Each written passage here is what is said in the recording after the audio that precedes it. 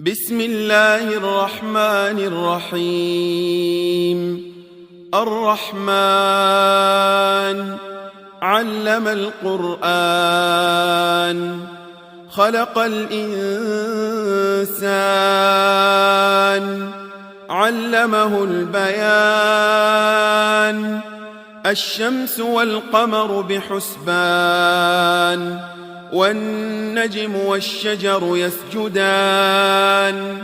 والسماء رفعها ووضع الميزان، ألا تطغوا في الميزان، وأقيموا الوزن بالقسط ولا تخسروا الميزان. والأرض وضعها للأنام، فيها فاكهة والنخل ذات الأكمام، والحب ذو العصف والريحان. فبأي آلاء ربكما تكذبان؟ خلق الإنسان من صلصال كالفخار، وخلق الجان من مارج من نار. فبأي آلاء ربكما تكذبان؟ رب المشرقين ورب المغربين.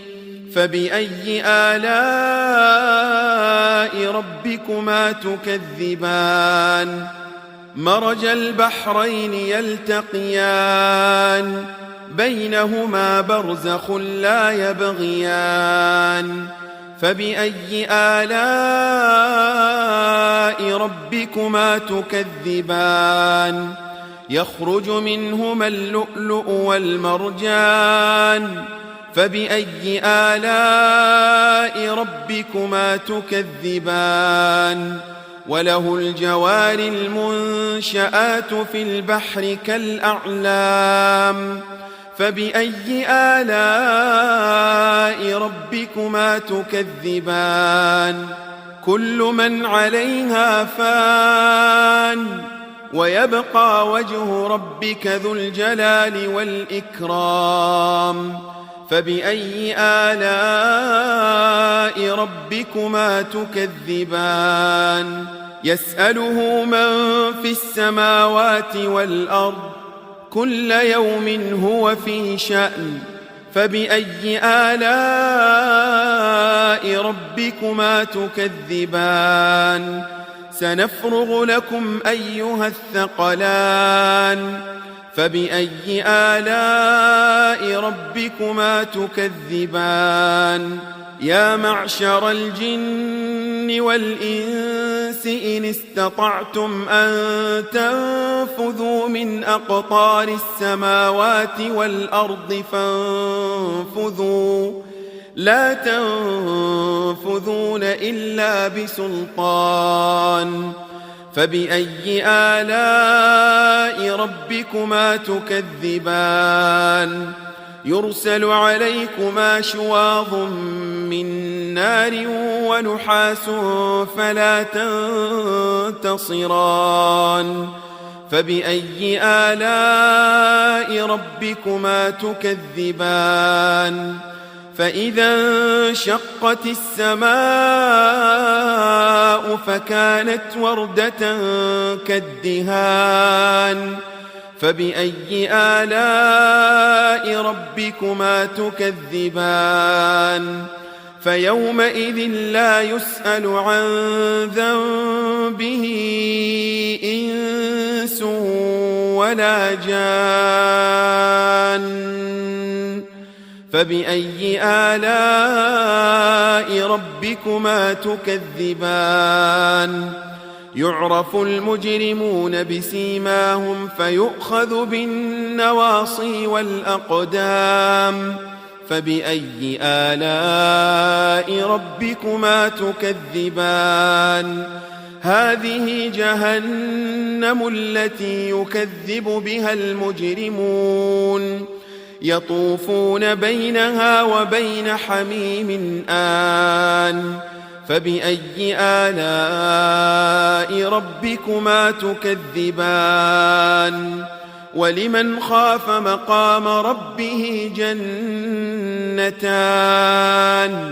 فبأي آلاء ربكما تكذبان ذواتا أفنان فبأي آلاء ربكما تكذبان فيهما عينان تجريان فبأي آلاء ربكما تكذبان فيهما من كل فاكهة زوجان فبأي آلاء ربكما تكذبان متكئين على فرش بطائنها من استبرق وجنى الجنتين دان فبأي آلاء ربكما تكذبان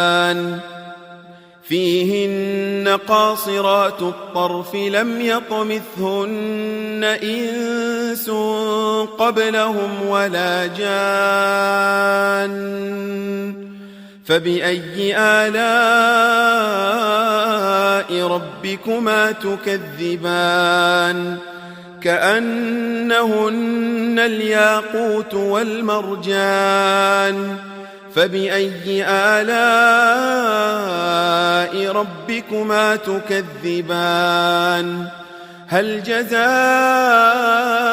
الإحسان إلا الإحسان فبأي آلاء ربكما تكذبان ومن دونهما جنتان فبأي آلاء ربكما تكذبان مدهامتان